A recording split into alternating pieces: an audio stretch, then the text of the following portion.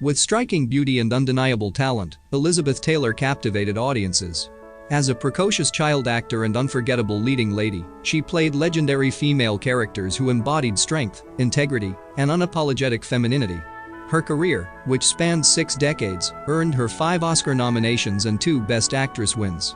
Along with her singular talent, Elizabeth was a savvy businesswoman. Her instinctive sense of her own worth led her to negotiate the first $1 million contract for an actor for her role in Cleopatra in 1963, which was completely unheard of. She was also the first celebrity to launch a hit fragrance brand and became the first female social entrepreneur. Throughout her life, Elizabeth possessed an abiding will to survive in the face of personal tragedy and an extraordinary capacity for love. She was married 8 times to 7 men, and her greatest joy in life was her family of 4 children, 10 grandchildren, and 4 great-grandchildren. In 2011, Elizabeth died in Los Angeles at the age of 79. Elizabeth Taylor remains one of the world's most iconic women. Renowned for her independent spirit, enduring strength, and unwavering compassion, she has captured the hearts of millions. And in today's video, we are going to look at some of her famous jewelry that made the front page in all newspapers when it was auctioned by Christie's way back in 2011. The initial estimated price of all her jewelry was $35 million, and to the surprise of the many, the final revenue of the sale was $165 million. So, let's begin. 10th on our list is the Prince of Wales brooch. Prince Edward gave Wallace the Prince of Wales brooch in 1935, and it is an important piece of jewelry which bears special meaning, since it is the symbol of his royal status as the Prince of Wales, the heir to the throne of England, and demonstrates his commitment to her and his intention to make Wallace his future queen. The brooch was specially commissioned by Prince Edward and features 3 pave-set diamond feathers, accented with baguette-cut diamonds, which are gathered together by a crown. The piece is set in platinum and 18K gold. After the death of the Duchess, the Prince of Wales brooch was purchased by Elizabeth Taylor at the Sotheby's auction for a price of over $623,000.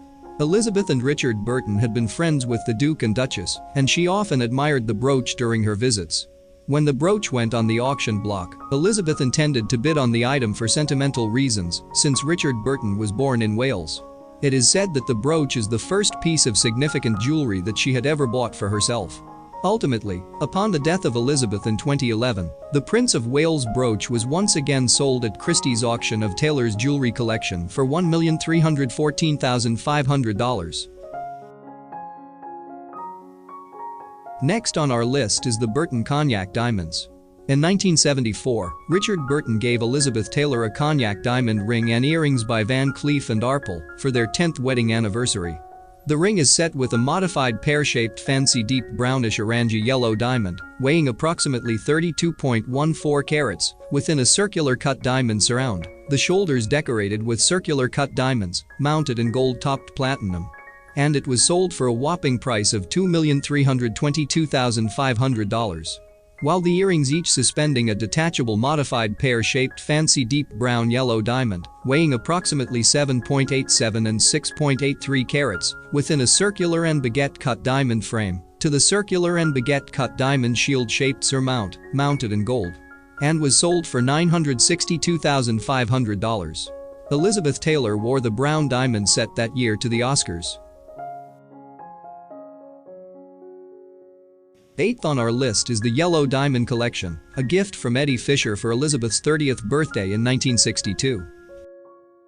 The first one is the Bulgari-colored and white diamond flower brooch. Mounted and tremblant, designed as 3 variously shaped diamond flower blossoms, set with a circular cut fancy vivid yellow diamond pistil, weighing approximately 3.38 carats, and 2 smaller circular cut yellow and brown diamond pistils, enhanced by numerous circular cut brown diamonds, with circular and baguette cut diamond leaves and stems, mounted in platinum, which was sold for $1,142,500. The second one is this beautiful ring set with a marquise cut fancy vivid yellow diamond, weighing approximately 2.62 carats, within a pear-shaped, marquise cut and circular cut diamond surround, mounted in platinum, and was sold for $962,500.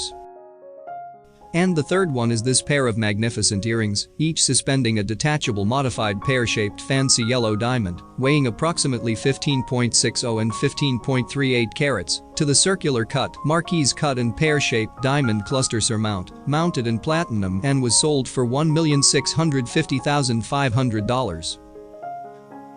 Number 7. The Taylor Burton Diamond, and its keeper, the larger-than-life Elizabeth Taylor. While nearly all of her jewelry was well publicized and momentous, arguably her most famous piece was the historic Taylor Burton diamond.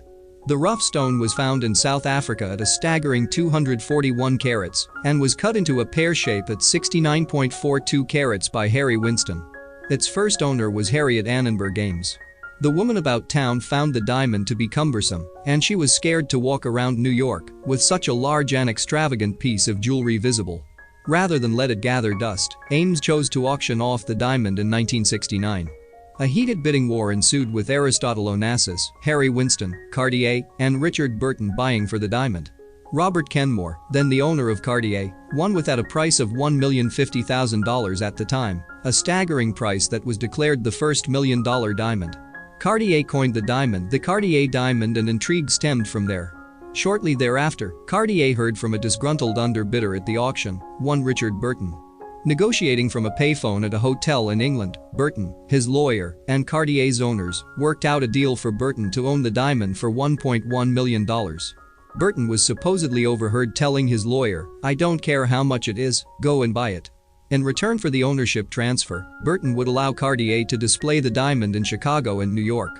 These exhibits attracted over 6,000 people a day to view the storied stone, a display of excess which the New York Times looked down upon. 3 armed guards, 2 of which were decoys to throw off potential thieves, flew with the diamond from New York to Italy. Due to its gargantuan size, Taylor commissioned Cartier to turn the ring into a more wearable necklace. Taylor debuted the glittering stone at Princess Grace's 40th birthday party. Following her divorce from Burton in 1978, Taylor put the diamond up for sale and allocated the $5 million in proceeds towards building a hospital in Botswana. Number 6. The 40th birthday gift from Richard Burton, a sapphire and diamond pieces of jewelry from her favorite jewelry maker Bulgari. The first one is the sapphire and diamond sautoir.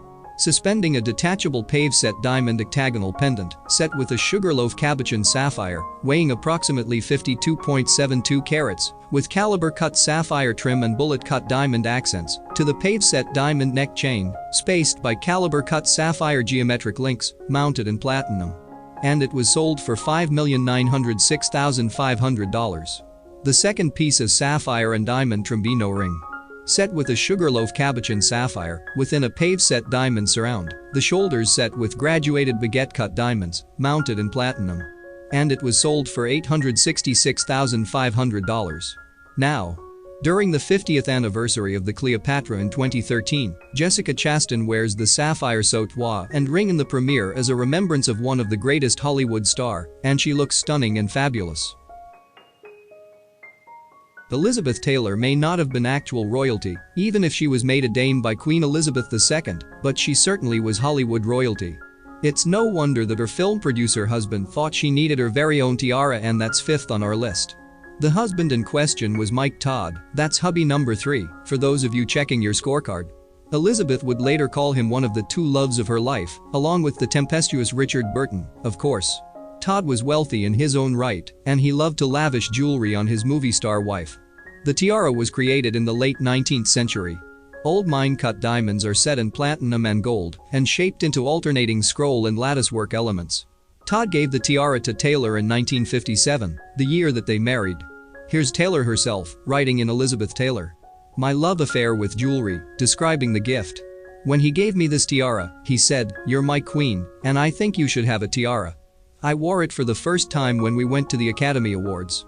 It was the most perfect night because Mike's film Around the World in 80 Days won for Best Picture. It wasn't fashionable to wear tiaras then, but I wore it anyway because he was my king." Sadly, Todd and Taylor weren't king and queen of Hollywood for long. Todd died tragically in a plane crash barely a year after the two were married. The diadem was auctioned in 2011 with an estimated price between $60,000 to $80,000, but it was sold at a whopping $4,226,500. The iconic Taj Mahal Mausoleum, located in the Indian city of Agra, is considered one of the most beautiful buildings ever designed. The marble structure boasts a history that's steeped in the timeless love between Emperor Shah Jahan and his wife. And to know that a diamond went on to be called Taj Mahal speaks to the immense historical significance the gemstone has with some of India's famous ancient emperors. The Taj Mahal diamond is thought to have been gifted by the emperor to his son, who then became the great Emperor Shah Jahan between 1592 and 1666. Shah Jahan would later present the gift to his favorite wife, Mumtaz-i-Mahal. But when Mumtaz-i-Mahal died 4 years later, the emperor was overwhelmed with grief. He decided to pay the most befitting tribute to his wife by commissioning the iconic Taj Mahal Mausoleum. It's this very majestic structure that inspired the naming of the Taj Mahal diamond. The Taj Mahal diamond traces its roots back to the 17th century. The heart-shaped, table-cut diamond features inscriptions in both Persian and Arabic languages, clearly suggesting the possible origin of the diamond. One thing about the Taj Mahal diamond that has always fascinated gemologists is its meticulously done inscriptions, which were made long before the invention of the laser technology. Even more fascinating is that laser technology is hardly used for Arabic inscriptions. That goes to show how much craftsmanship went into developing the Taj Mahal diamond. Cartier set the diamond on a neck chain in 1972 that was made to resemble the silk cord it is thought to have originally had. Burton bought it for Taylor for her 40th birthday in 1972. With a pre-sale estimate of $300,000 to $500,000, it sold to an anonymous buyer for $8.8 million. The Taj Mahal diamond is aptly named after the imposing Taj Mahal Mausoleum. And just like the structure, this diamond has lived through time, carrying with it a rich heritage reminiscent of the ancient Indian civilizations. Number 3. The Krupp Diamond. Often referred to as the Elizabeth Taylor Krupp Diamond or simply as the Elizabeth Taylor Diamond, the Krupp Diamond is a magnificent stone with a fascinating history. One of several significant diamonds owned by Elizabeth Taylor, the Krupp Diamond is aster cut, with a fairly large coulet facet that indicates it was probably cut before the 1920s. Like the Koh-i-Noor and the Archduke Joseph Diamond, the Krupp Diamond is believed to have originated in the Golconda region, as it is a Type 2A, with exceptional optical transparency. The diamond got its original name from the Krupp family. It was sold to Richard Burton and Elizabeth Taylor as part of the estate of Vera Krupp, second wife of Alfred Krupp. She passed away in 1967, and the diamond went to its new owners in May of 1968. Burton purchased it at auction for a price of $307,000 and presented it to Taylor on board their yacht while moored on the River Thames in London. The Krupp diamond can be seen in countless photos of Elizabeth Taylor, who wore it in a ring and called it her favorite piece. When Elizabeth Taylor passed away in 2011, the Elizabeth Taylor Krupp diamond was auctioned at Christie's. It sold for $8,818,500 to the South Korean conglomerate Eland. The selling price set a new record cost per carat for a colorless diamond. Number 2. The Ruby and Diamond Collection. What could be more romantic than an impromptu gift of rubies from your husband? This is precisely what happened to Elizabeth Taylor as she was doing laps in the pool of her rented house in the south of France, when Mike Todd, her third husband, walked onto the terrace and waved a red leather case with Cartier stamped in gold on the lid. The contents of the case matched the red leather, containing a suite of matchless rubies and diamonds set into earrings, a necklace, and a bracelet. There wasn't a mirror around, so Elizabeth uses the reflection of the pool to see herself. She was utterly heartbroken when he died, just 13 months into their marriage. When the necklace was auctioned on Elizabeth's death in 2011, the ruby set realized over $9,630,000, several times over its top estimate of $600,000.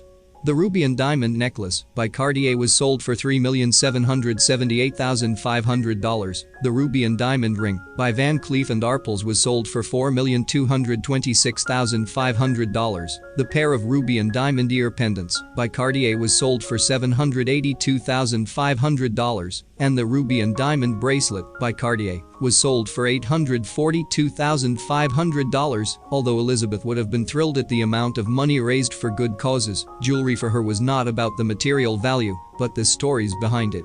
In her telling of the story of the Ruby Suite, it is clear she never lost her naive delight and pleasure she derived from her collection.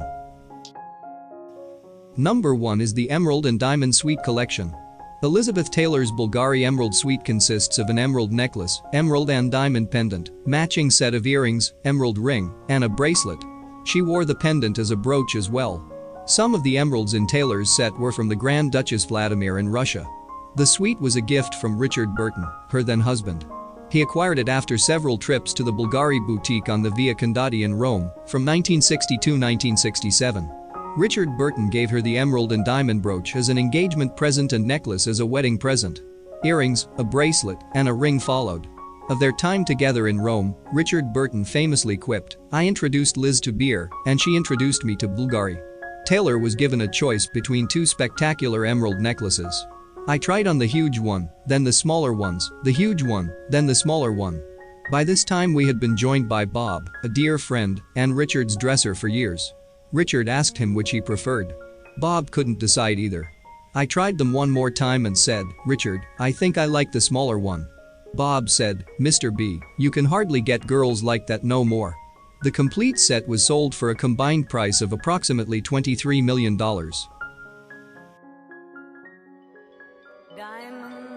From the mid-1980s until her death, Elizabeth's greatest role was that of an activist. In a society paralyzed by fear, she used her fame to shine a light on the injustice and ignorance surrounding the HIV/AIDS epidemic. She co-founded AMFOR and founded the Elizabeth Taylor AIDS Foundation, receiving many awards for her advocacy, including the Legion d'Honneur, the Presidential Citizens Medal, and the Jean Herschel Humanitarian Award at the 65th Academy Awards. In 2000, Queen Elizabeth II named her a Dame Commander of the Order of the British Empire. Touch it, stroke it, and undress it. It was a pleasure sharing the history and life of one of the most iconic film star that has ever lived, Elizabeth Taylor. Thank you and have a nice day.